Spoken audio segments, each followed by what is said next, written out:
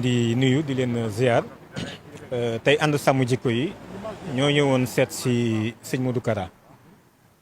ni ñu koy defee kilifa diine yi ci biir réew mi fan yi demoon nañu seeti sëñ Mountakha ak sëñ Babacar Sy Mansour ànd sàmm jikko yi di mbootaay goo xam ni dafa dajale une cinquantaine de structures di dox nag ci kilifteef kilifa yi ñu jiital leen ci liggéey bi loolu moo doon suñu tànk tey mu xam ni bokk na ci ñi nga xam ni wéeruwaay la ak ndëgër laay ci ñun ci liggéey bi nga xam ni dañ ci nekk sëñ Modou képp koo xam ni xam nga ko xam nga ni yàgg na ci taxawu askan wi surtout couche boo xam ni bu jafe la mooy ñoo xam ni demoon nañ ba daanaka société bi daf leen bannir mu xuus ci biir géej gi dem fekk leen ñuy bëgg a lab mu génne leen ba ñooñu mën a dellusiwaat tey ji intégré société bi kon nag kuy def lu mel noonu ñun ñuy liggéey ci wàllu jikko kooko suñu daje ak suñu gisee ak suñu ànd loolu dafa mënul ñàkk looloo waraloon tey ji ñu ñëw fi doon waxtaan ci ak moom ànd ak une forte délégation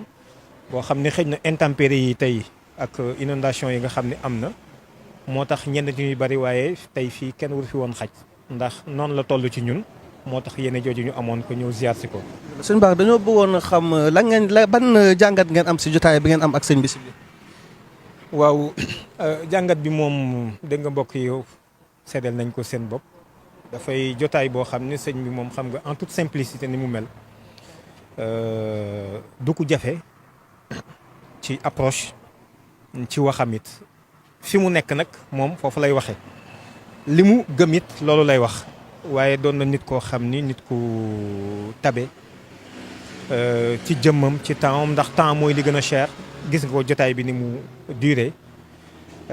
terewul ñun lay ñeewante ngir ñi war a delluwaat ci barab yu sori waaye kon mën naa toog fii ñuy jotaay luy bari